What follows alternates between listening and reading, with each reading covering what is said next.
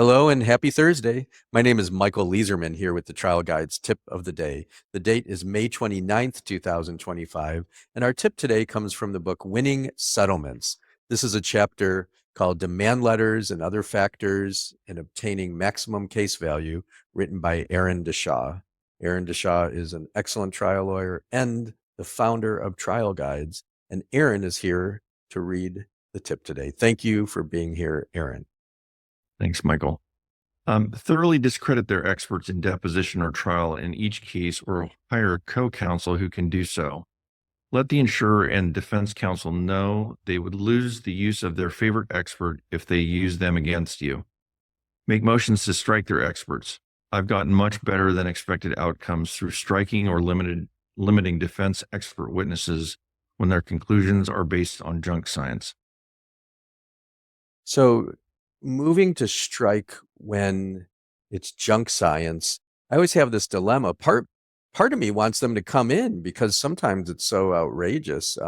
But you've had luck having them stricken. What should lawyers be thinking about in deciding what to do, strike or not strike?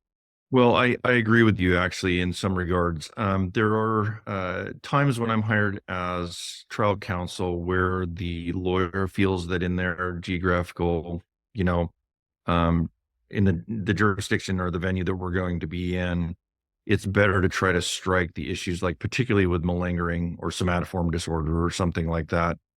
My preference though is to leave in some of those things like the fake bad scale or other things where the expert witness is going to suggest that the person is lying, because I find those much more inflammatory.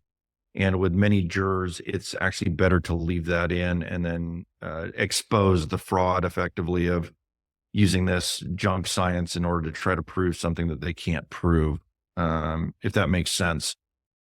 It You have does to make know the sense. topic Yeah. matter very, very well, I think, to be able to do this. But if you can know your topic matter that well, you can be really effective in your advocacy. And I think you make a good point here as well. We're always working toward trial, and most cases settle. So certainly striking an expert, if this is a case that your client wants to settle, striking the expert certainly is helpful in maximizing the settlement. Yeah, I was actually just having a conversation with Dorothy Clay Sims about this, and it seems that there are cases sometimes where you want to settle maybe because that's what the client wants from you. Or maybe there are facts that you know about that are not as favorable towards you. And so in those cases, you might want to try to strike or limit the expert. One of the other things this doesn't really address is limiting the expert, because they might only have the ability to comment on psychological conditions versus brain injury conditions.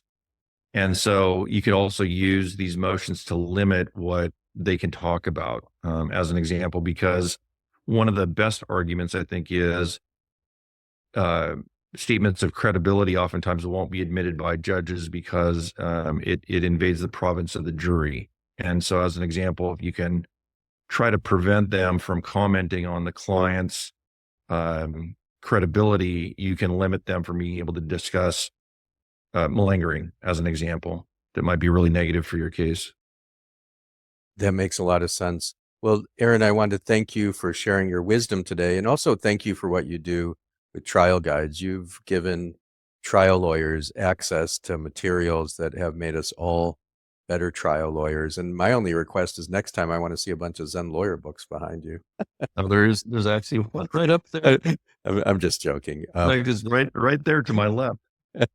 No problem. But seriously, and it's not just Mo Levine that we can't get anywhere else, but all of the trial lawyers who you give a voice to so that others can learn. And now you're sharing your own knowledge and wisdom. So thank you so much for being here on the Trial Guides Tip of the Day.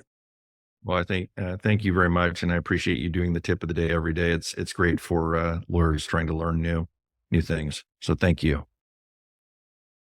Let's take a deep breath together and just be grateful to be alive this Thursday. May the work that we do today help to reduce suffering in the world, to reduce suffering in our lives, in the lives of our clients, in the lives of everyone we touch upon. May our work today help to repair the world. May we do justice. May we fiercely and compassionately champion our clients' causes. I'm going to ring a bell 3 times now. This can take you into a meditation practice, into a prayer practice, or just let the sounds wash over you and remind you, wake up. It's Thursday. Go out, do good things, and have fun while you're doing it.